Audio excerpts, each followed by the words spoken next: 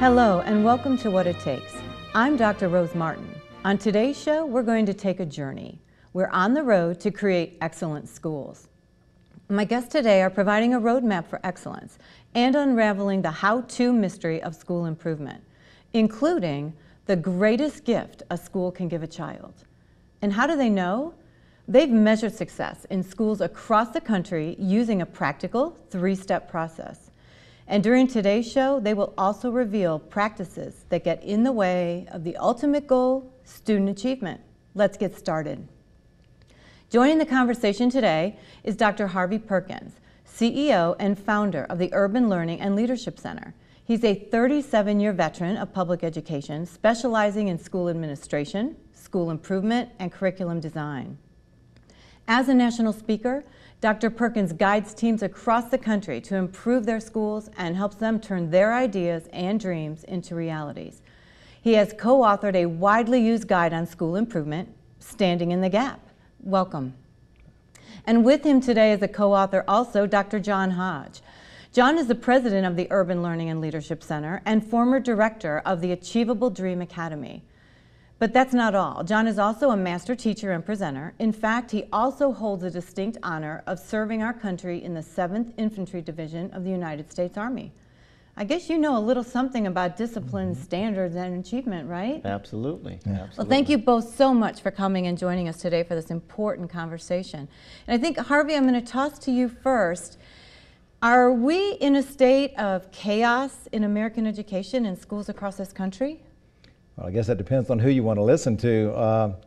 But I would say if you rank and file citizen out there, they'd probably say yes, because they read the articles in the media, they look at the local news, and sometimes they even talk to educators, and that's the scary part. And we don't sell ourselves very well. And from the outside looking in, I would say a lot of people think we're chaotic. And how do you define chaos? Well, I think that there's a sense of high accountability right now, and so I don't think schools are in chaos at all. I do think that the level of accountability we find in public schools, regardless of the state, is quite high, and I think that some school environments are quite tense because of that. So if you're going into a school and we've got kind of differing opinions, maybe we are in chaos, maybe we aren't, how does that dialogue start, that open, frank, telling of the truth, let's look at what's going on and let's make change? Where does it begin? Yeah, well, with us, it starts with data analysis. We want to look at where your school performs on several different measurements, but we also want to hear from you. Where do you want this school to be in 5 years? Beyond just assessment or test scores, where do you want this school, what do you want it to look like 5 years from now? That starts a dialogue, and we start with where you are and we move toward where you want to be. It's very practical. Yeah, I think, John, yeah, you're exactly right. We've found many schools that people would say are a failing school, but you go into school and you talk to the people on the ground who work in that school every day. There are people there that are full of passion for kids. And they're hard workers, and they really, really, really want to do well.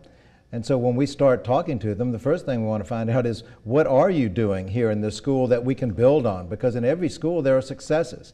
Like we said earlier, sometimes we don't celebrate those successes nearly as much as we do the failures. But so starting to build on the areas that are strengths, that's a good approach, and I think we use that everywhere we go. Yes. And who does that conversation take place with?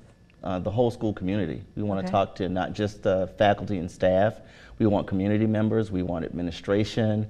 It really does require that the entire school community come together behind a common vision for a school to actually sustain excellence. We have come together to create a vision here, and it started with just sitting down with the group of teachers and deciding what is it just that we want to see to go on here. What do we want to see in the end? And when you feel like that you've had some input and some say-so in the matter, then you get buy-in. And we have buy-in from all groups here. It's very important that I also make sure everything that I present connects back to that vision, so that teachers know, we're not, just like buckshot on the page. We are very focused in what we are doing. So everyone who comes through our doorway knows what our goals are. That's very important to us.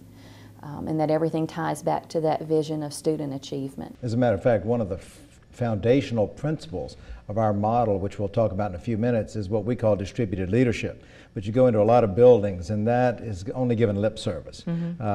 You can't find people on the front line, in the classrooms, teaching kindergartners down on the ground, who can tell you what are the problem-solving strategies we use in this building? Have you been engaged in the dialogue on how to solve the problem? So when we mean distributed leadership, we mean talking to everyone in there, including the custodial staff and the secretaries and the people that work in the lunchroom. Everyone is a part of the community, and they all have to be involved in the discussion. Well, let's talk a little bit about this training that you do and your work with the Urban Learning and Leadership Center. Can you describe that a little bit for us? What do you do and where do you go, and how do you make these changes occur and have these conversations? I'll start with one of the first things we do is we give an anonymous survey that asks members of the staff where the school is relative to several different domains. We get that information back, we analyze the data, and we use it to start a conversation with the school about its current status. We do this data analysis coupled with an analysis of your achievement data. And we also do interviews with staff to really find out what you're feeling about the current status of the school. How do people and that's really feel about important. that? Let me jump in on that one. Well, that's interesting because, as you know, when you have people coming in from the outside, sometimes you get the Chamber of Commerce speech, you know. So everything's wonderful here. We're going to tell you how wonderful it is. And so it's important when we do our diagnostics in a school that we triangulate all the information. So the idea is we'll have structured interviews. We'll start with the principal, obviously. The principal should know, and we want to find out what level of truth we're getting there. Sometimes, again, if we're outside sources and not trusted, we do get somewhat of a Chamber of Commerce speech, but then we're going to talk to students, we're going to talk to random faculty members, we're going to talk to the leadership team, and the more you begin to hear the same themes over and over, and then they come out in the anonymous online survey, and then it supports the data, you begin to triangulate and find out, well, this is the real truth for this building, and then we can start building on that.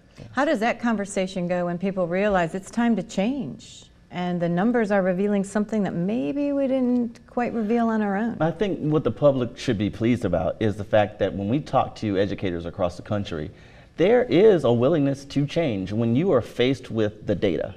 These numbers tell us the truth. There are many professionals that we run into who say, okay, well, based on where we are, we really do need to change. And our diagnostic process actually opens up the window of opportunity for us to help a school. I've heard you say meaningful change, less is more. Can you elaborate on that a little bit? Well, for us, less is more is a mantra we use everywhere, because you can ask any teacher in the country and they'll tell you we don't have any lack of plans. Lord, we could fill this room today with the plans in most schools, some required by the federal government, some required by the state, many by the local, and then you have a grant.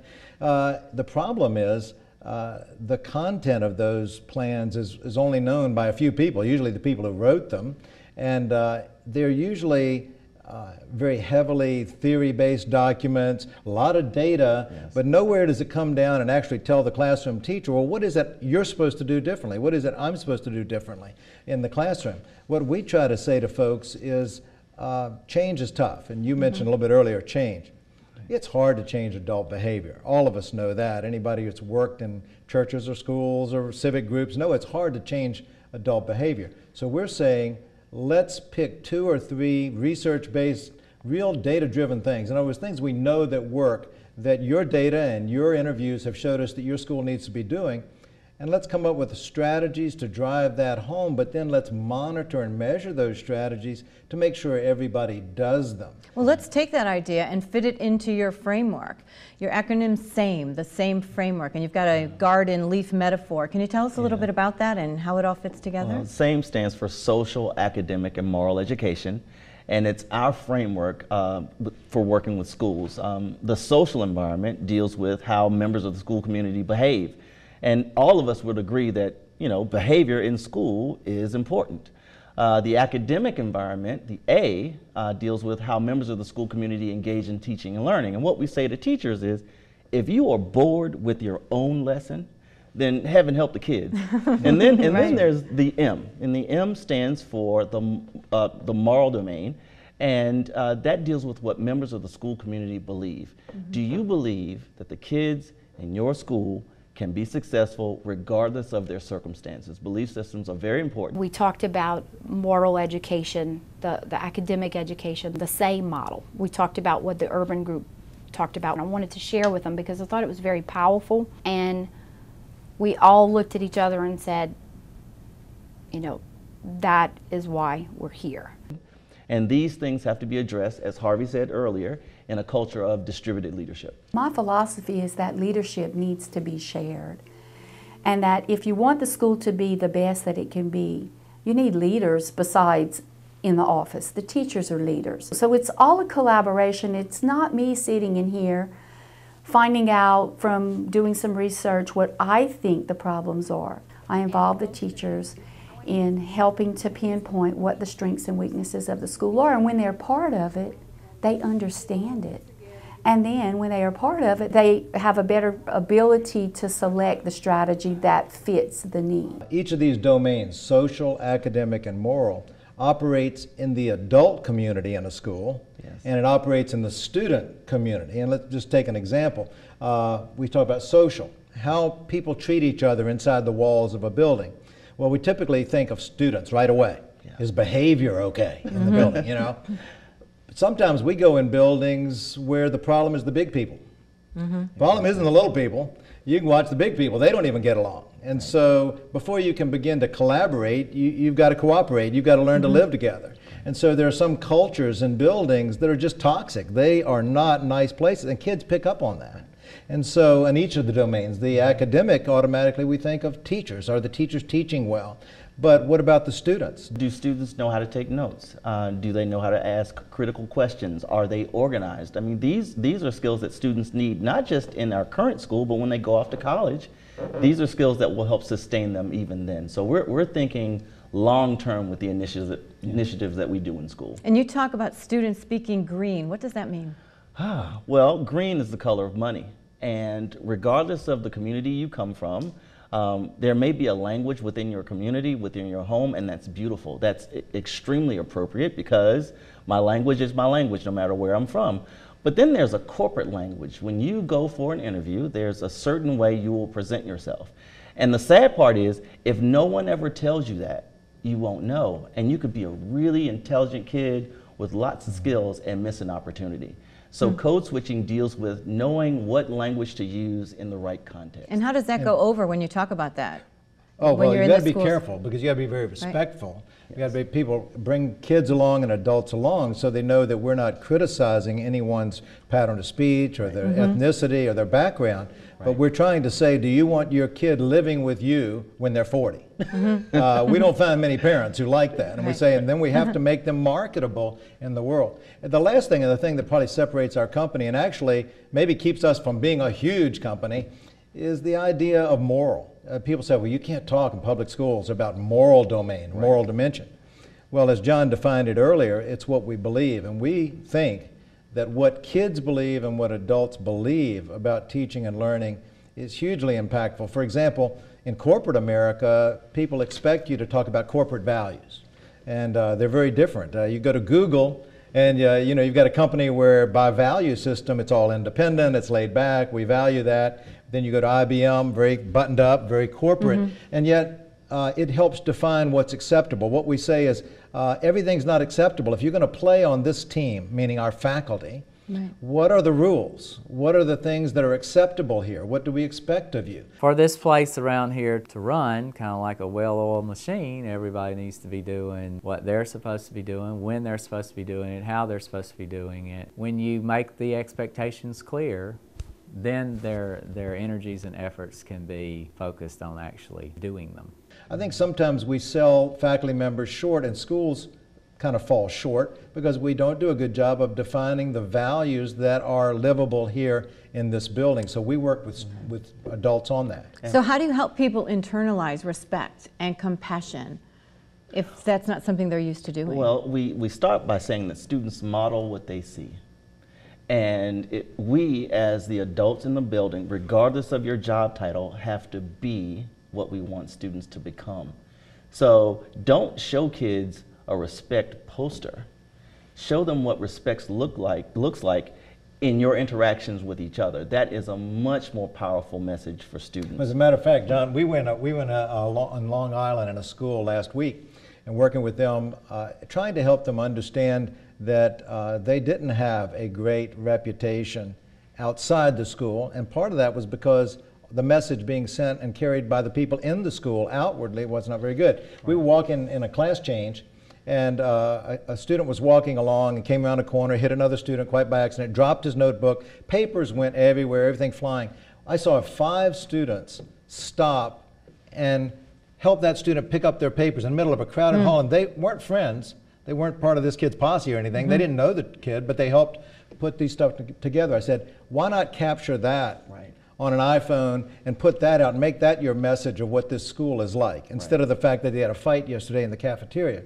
We don't do a good job of getting kids and adults to understand that corporate values in a school go a long way towards creating a culture for learning. I love that example. Are there others that you can share with us that maybe go into that social or that academic domain that will illustrate some of your positions? Well, positive PR starts with us, the people in the building. We have to be careful how we market what we do in schools. And it goes back to us being a bit like corporate America, in that the messages we take to the public are very powerful. So we're very careful in how we craft what we say to our community. I think that's really important. As far as behavior is concerned, as Harvey said, a lot of times when we talk to kids, we are punitive when it comes to behavior. And we believe that what you should start with are concrete examples of what and why. Can you give me a concrete example? Yeah, well, what does courtesy look like? I think courtesy and respect, self-respect, a great example is what we are doing right now. We're having a dialogue, but if I never see that as a student, if my home is somewhat chaotic, if my neighborhood is somewhat chaotic, all I know is chaos. The school has to break that cycle and show you what dignity, respect, self-respect really look like. Well, like conflict resolution. One of the things that we typically do in the schools, have you taught kids options to getting into a fight? Because that's the only thing I need to know to do. And by the way, I've got to make sure I save face. And so if you disrespect me, I can only fight back. And the bullying and all that we've talked about it goes a long way, but do kids know options? And sometimes we assume that kids know options, they just choose the wrong option. That's a bad assumption. Has anybody even shown them, there are other ways you can deal with this and still save face? And so part of what we're saying is, don't just talk to kids about values, don't just talk to adults about them, but first make sure that they have options, that they have tools in their toolkit that they can use. And I think what we have to keep in mind, and this is extremely important, is that the negatives in communities are often very overt. You don't have to search for them, they are there. Well, in the schoolhouse, where we are in control, we have to make sure that the positives are overt. So we want students to see adults being friendly to one another, being respectful to one another on a daily basis, because children model what they see. One of the pieces of data, you talked about data, we're data driven. One of the activities we do with staffs is have them list all of the things that they recognize in a school today. What do you value? And they'll say things like a best athlete, most academic math student, most academic English. We'll say, well, let's put those down and put next to it, what is the value? And if all the value is that you have to be the best athlete, you have to be the best student, we'll say, well, how many kids are motivated by that? And typically you're down to maybe the top 10% of your students. Well, where are the values that you celebrate that are only not for the top 10%? What about the other students? What are there options for them to get recognized just for being a good part of this community? A good person. Good person. Let's take that idea about community and expand upon it a little more, because I'm hearing a few different communities. The school community inside the building, the community that their teacher creates in their classroom, but I'm wondering, how does the community at large and parents, how do they fit into your model? Well, we seek out partnerships with communities. That's extremely important. And you will hear schools talk about parental support or the lack thereof. One of the things that guides what we do is we don't want to punish a child for something a parent does or does not do. So we seek out parental involvement, and sometimes parental involvement is relative. I might be a parent who's working 3 jobs and I can't make the PTA meeting. That doesn't mean I don't love my child. It simply means that I'm in a situation right now where I'm working very hard. So in what ways can the school collaborate with that parent to let them know that we're in this together? So we all have a role in creating nourishing communities. Exactly. I think what we need to do, and John and I have talked about this a lot, sometimes we will see automatically we throw parents under the bus today. We'd say, well, this isn't Ozzie and Harriet land. This isn't where parents used to come at 10 o'clock and come to a PTA meeting at school. That's just the culture that's changed, but that doesn't mean that we can't have expectations for our parents. I think what happens is we've not done that. For example, maybe the best thing you can do to help your child is to sign an agreement with the school or a contract that you will provide a place that's quiet with the TV off, without a lot of media around, for at least 2 hours a night for them to do their work. And maybe that's the best contribution you can make, and if you do that, that helps us do our job. That's significant. And it's more important maybe than you even spending than 2 hours at the school at a meeting. Sure. So we have to rethink what the modern family is like and then try to build the expectations for parents around that and then celebrate when people do that. How do teachers buy into that? Oh, they love it because they know what they're going through right now. We hear from teachers, I call home, I don't get an answer. Well, you don't get an answer because most likely that parent is at work or maybe unavailable. And we're not in la-la land. We realize that there are some parents who are not as involved as we would like. But again, that is something that the child can't control. So let's do the best that we can with that child. And sometimes when a parent who's uninvolved sees a spark in their child, we get them engaged in the process. We're very invitational with parents, but we've got to be very careful when we talk to teachers to say, if your school is not successful, you can't hang that lack of success on the fact that parents aren't involved. Right. A lot of times we'll go to school and we'll say, let's change. And what do you want to change? What needs to be changed? We need to get our parents involved. Well, we'll say, yes, we do, but can you control that? We try to get schools to say that's a nice thing to do, and let's be invitational, let's have a lot of opportunities, but let's not hang the success of our students on whether we can get our parents involved, because we can't control that all the time. In an ideal world, everyone would go home to someone that's willing to help them with homework. That's not the case. Those children that are regular repeaters of not having homework, well, we've had to make concessions here. They'll do their homework with me sometime in the afternoon. What makes your plan for academic success and achievement so different than so many other plans that are out there? The first thing, it starts with having everyone participate in the development of the plan. So many times we'll see these are just done to make a check in the box. Okay, we got that plan turned in, we made the check. We kind of believe that everything starts with full disclosure and involvement, that distributed leadership concept. We want everybody in the school that works there to look at the data, to analyze the data, to say, well, why is the data like that? In other words, everybody needs to be involved in the dialogue.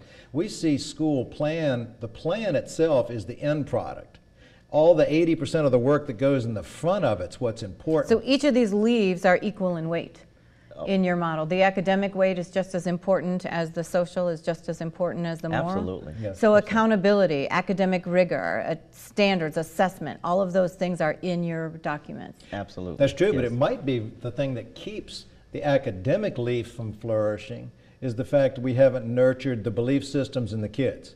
We haven't given them a connection of the learning to life. And so they don't see why we need to be learning this and how is this going to pay off for me. They're very short-term focused, a lot of kids are. And we have to help them see how this ties to their life and their life earnings and their possibilities for their future. So the idea would be, if you just stay in the academic domain alone, which a lot of people do, you can't sustain that or make it meaningful for kids and teachers over the long haul. That's a quick fix mechanism. But it doesn't sustain you. And in today's era of public accountability or public school accountability, we have to sustain excellence. It's not okay to hit a peak and then lose or move backward. We have to keep moving forward. We have to sustain excellence in school. And that requires the social and the moral. So how are they after you leave? You come in, you get them really excited, people are planning, they're looking at change, and then you leave. Are they able to do it on their own? That's the goal. If you can't sustain what we've put in place for you, then we haven't done our job. That's right, and that's why you can't come in and say, we are going to fix you. if you have that fix-it mentality, Right. or Right. come in and say, here's the plan, like, well, I have a plan for you and I never even met you. I never even looked at your data or talked about you. I'm always leery of that because that would suggest the same plan can fix any school.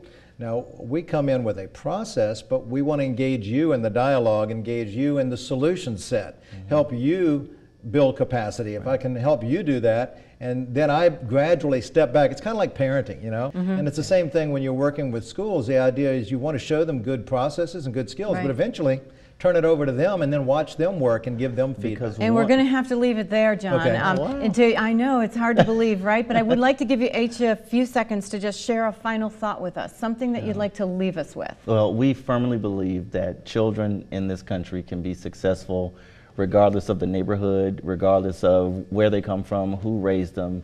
We believe that academic excellence is possible, and it's our responsibility to make sure it happens. Yes, we've never seen any such thing as a throwaway student, a throwaway teacher, or a throwaway administrator or school.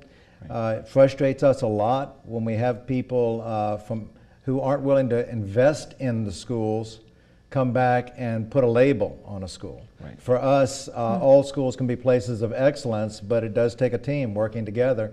And we have some strategies, I think, that can help any school grow to excellence. And it takes sweat. You're going to have to work. You got to work hard. Hard work, and the That's right. journey's it's never too late to start. Yeah, No, that's no. right. Well, thank you so much. And you know, I would ask all of us, where does our journey begin? Maybe it's time for us to take a look around and notice where we are, then carefully plan where it is we need to go. We've heard today that changing course begins with an idea. Let's plant our ideas as we would plant a seed.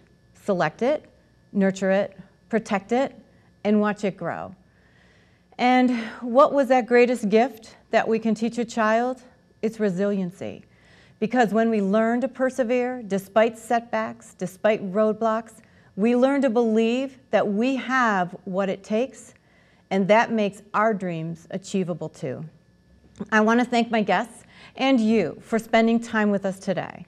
For more information about today's topic, to watch this program again, or share it with someone you know, please visit our website, blueridgepbs.org. Programs like this are made possible because of you, and I thank you for your support.